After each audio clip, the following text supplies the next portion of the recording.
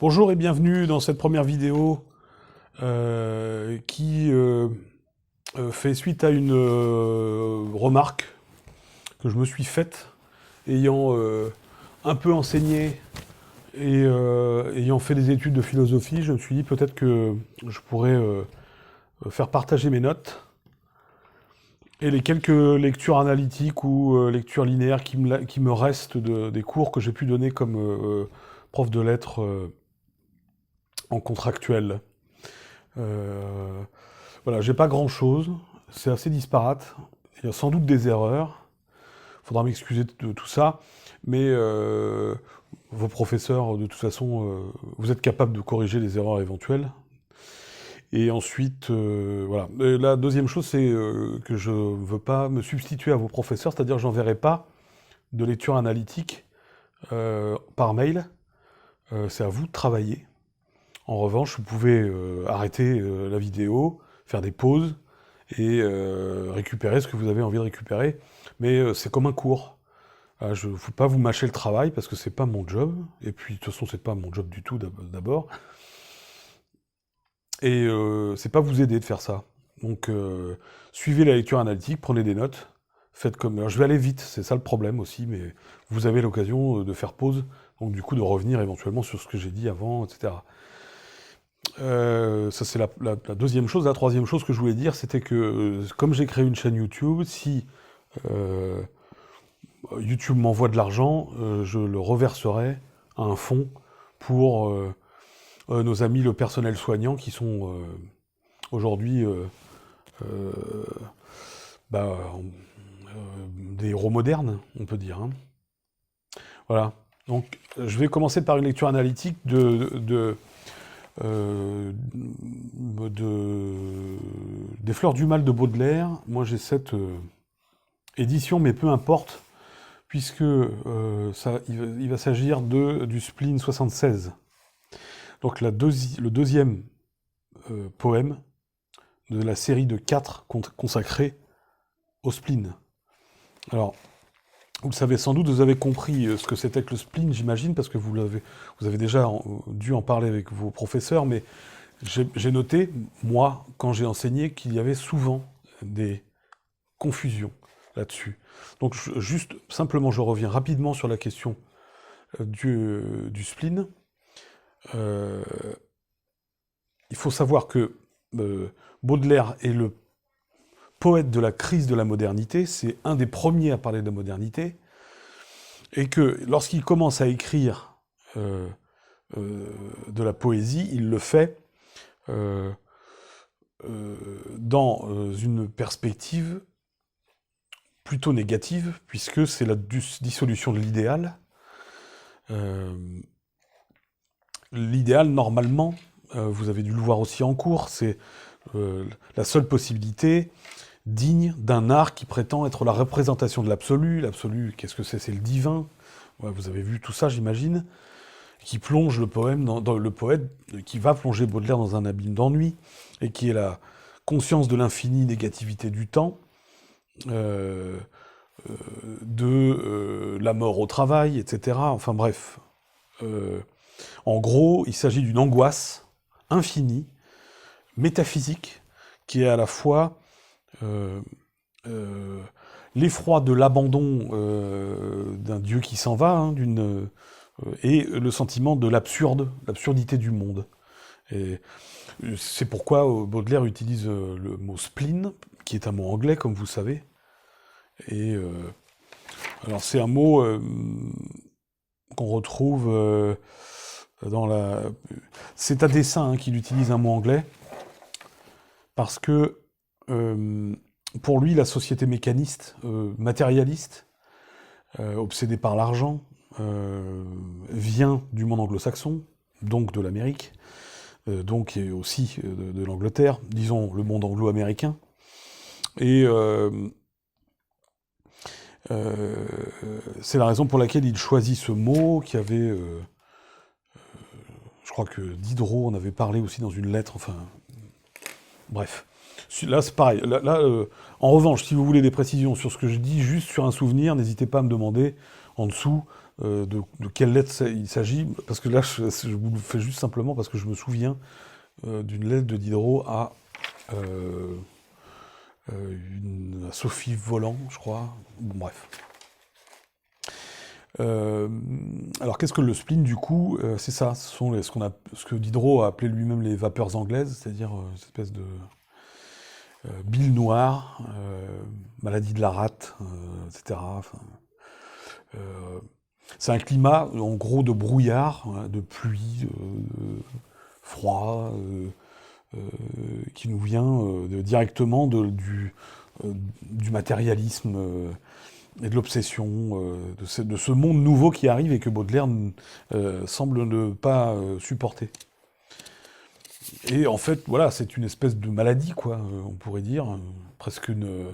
alors, il serait peut-être malvenu d'appeler ça un virus aujourd'hui, mais disons une peste, quoi, quelque chose comme ça, venue justement du monde anglo-américain. Et je pense que il a pressenti quelque chose et qu'il se savait assez. Vous connaissez la biographie, vous l'avez forcément faite avec vos profs. Il a eu un destin tragique, exactement comme Edgar Allan Poe. Il choisit évidemment un mot anglais à dessein parce qu'il parlait anglais, enfin à peu près. Et c'est pourquoi il a traduit Edgar Allan Poe, qui est son double un petit peu en poésie et en littérature. Et vous savez que Poe est mort seul sur un trottoir de Baltimore un soir d'octobre 1849.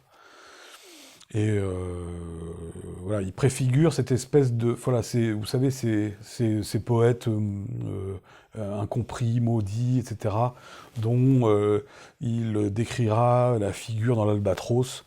Euh, je ne sais pas si j'ai une lecture analytique sur l'Albatros, enfin, je pourrais très bien la fabriquer, ça pose pas de problème. C'est un très très beau poème sur justement le destin du poète, précisément. Voilà, donc faut pas confondre le spleen avec une espèce de mélancolie, même si la mélancolie en fait partie évidemment, mais c'est pas simplement un mal-être, hein, c'est beaucoup plus profond que ça, c'est un mal-être d'ordre métaphysique. Et on va voir que ça a un impact, que ça a une résonance dans sa poésie. Notamment dans ce poème-là que j'ai choisi parce que justement, je le trouve le plus emblématique dans cette série-là. Donc il y en a 4 poèmes, c'est une série, d'accord? C'est le second poème de cette série, et c'est un poème qui semble assez déstructuré. C'est celui qui commence, pour ceux qui n'ont pas suivi, par « J'ai plus de souvenirs que si j'avais 1000 ans », dans la série des spleens. Voilà.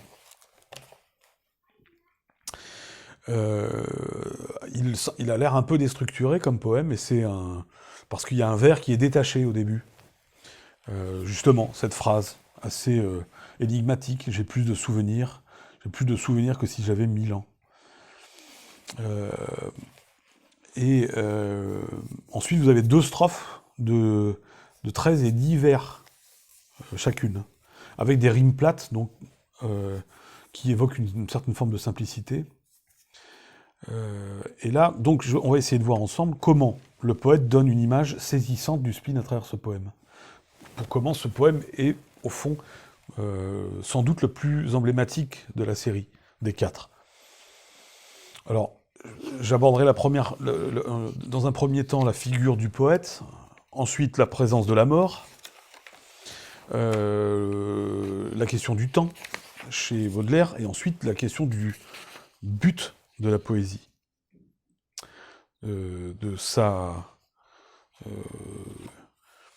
voilà, disons, aussi, j'évoquerai, disons, la position complexe du poète. Alors, d'abord, les différentes figures du poète, on peut les constater que l'énonciation du poème qui se fait à la première personne du singulier, je, donc il y a une tonalité autobiographique, et nécessairement un registre lyrique, voire élégiaque. Vous avez au vers 8 et 11, alors, comme vous le savez, peu importe que vous n'ayez pas la même édition que moi, parce que les vers sont numérotés dans toutes les éditions. Donc vous pouvez suivre sans problème, même si vous n'avez pas la même édition que moi. Au vers 8 et 11, vous avez donc la formule «je suis», n'est-ce pas? Je suis un cimetière abhorré de la lune, et je suis un vieux boudoir plein de roses fanées.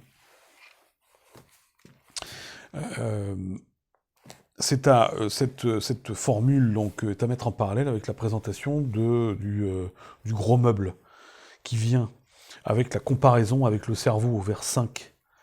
Hein, ce gros meuble à tiroirs encombrés de bilans cache moins de secrets que mon triste cerveau. C'est quoi ce meuble?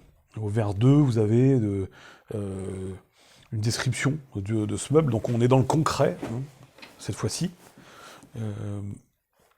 Vous avez l'adjectif gros, donc avec une description concrète qui renvoie à un état abstrait, en revanche. Description concrète d'un meuble qui renvoie à un état abstrait, donc en gros à l'état d'âme, comme il est indiqué dans le titre et par le premier vers. Vous avez une énumération là, des vers, de billets doux, de procès, de romances.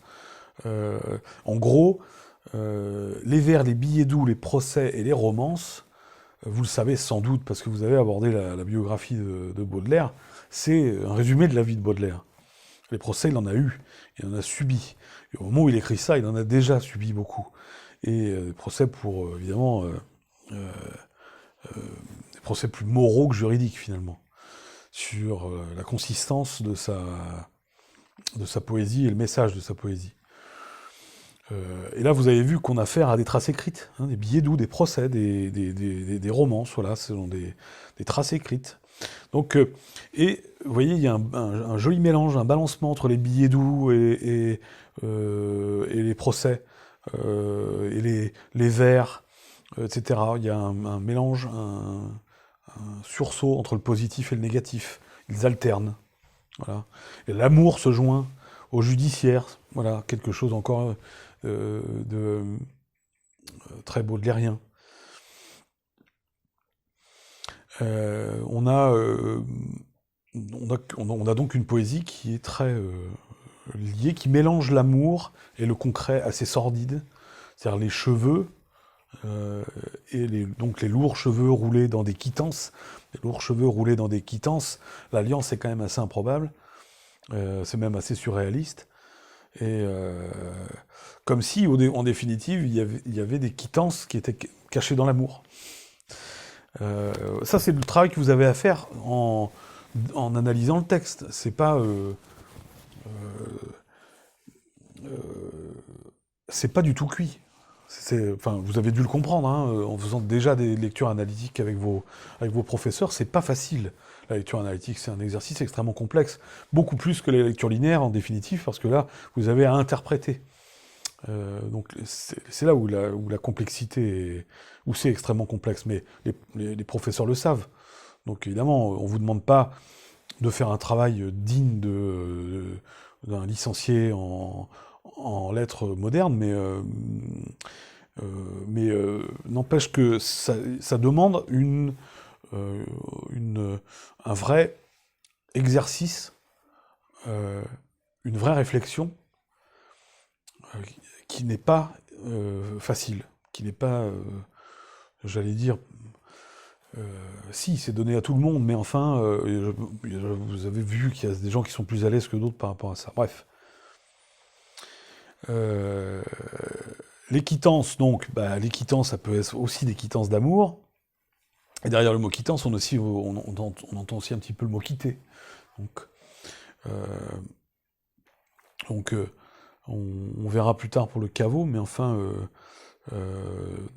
si vous voulez, quand il parle du boudoir au vers 11, après le meuble, la sépulture, le caveau, on retrouve le boudoir, qui est le lieu de l'amour, de la galanterie. Donc voilà, encore une fois en balance entre le positif et le négatif, le concret sordide et le lieu de l'amour, le lieu de galanterie. Le boudoir est rempli de choses, il y a des dentelles, il y a des pastels, il y a des tableaux, il y a des flacons, de parfums, des bouchées. On est encore dans le concret, mais on est dans le concret, on a l'impression d'être dans un tableau d'une œuvre d'art un peu fanée. Même s'il y a des choses positives, ce parfum qui sent probablement très bon, néanmoins, on est dans quelque chose, voilà, d'un moment de tristesse. Et évidemment, le dernier, j'allais dire, avatar du poète plongé dans le spleen le plus absolu, c'est l'introduction de la fosse commune au vers 6 et au vers 7, je suis un cimetière arboré de la lune. Là, on a une transition dans ce spleen concrètement vécu par le poète. D'abord, on était dans le concret, et là, paf, on arrive dans le caveau, et on tombe à un moment où c'est la mort qui domine. Voilà. Je poursuis rapidement. Je vais essayer de faire des vidéos qui ne dépassent pas une demi-heure, parce que je pense que sinon, c'est un peu long. Voilà. Donc juste parler rapidement de la présence de la mort. Alors, il y a une prédominance de la mort.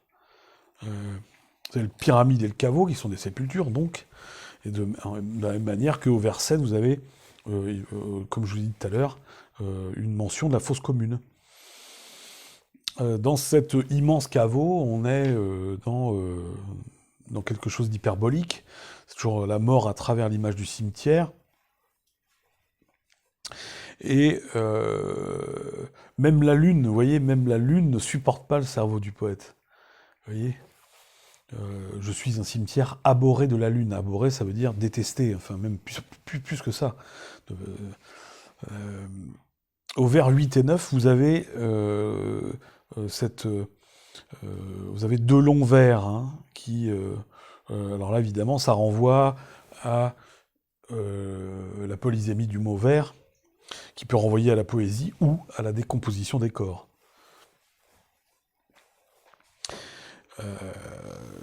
Voilà.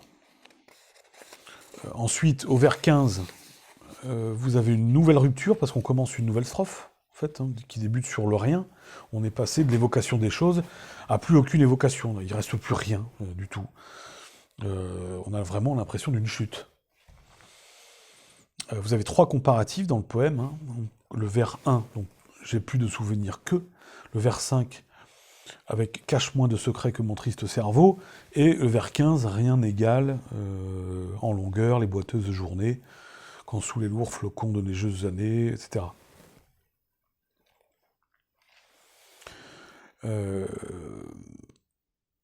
Sur ce dernier comparatif, vous avez une nouvelle rupture, parce qu'on commence une nouvelle strophe, donc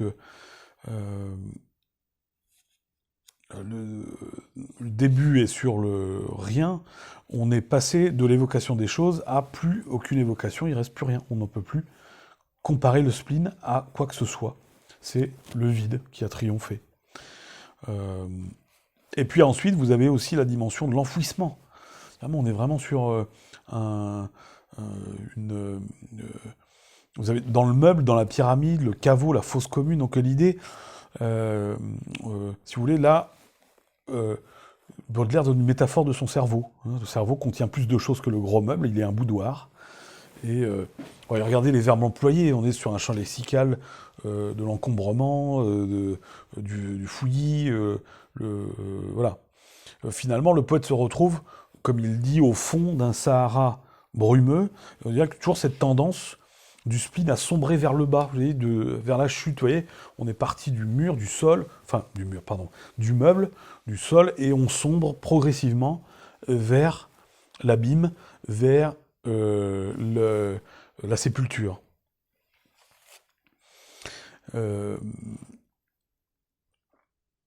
Au vers 5, vous avez cette allitération en S qui est importante. Alors, on dit souvent que ces allitérations-là sont là pour provoquer des choses. Oui, je le crois aussi. Était-ce véritablement intentionnel? Je crois que la recherche des mots est peut-être sans doute plus importante chez le poète que la recherche de l'effet de l'allitération. Mais bon, C'est mon point de vue, mais bon, il y a des sifflantes là qui font que le cerveau est implicitement comparé au gros meuble. Euh, et voilà, donc vous avez cette espèce de... vous savez, c'est pas le cerveau qui est triste, mais c'est le poète.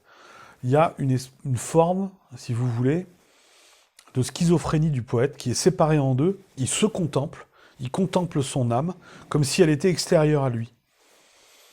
Vous avez la rime, alors là pour le coup voulue, entre cerveau et caveau, qui marque l'égalité entre les deux notions. Là vraiment, ça a été cherché ça. Euh, et avec le soleil qui se couche, vous avez l'image finale du poème. Pourquoi cette chute?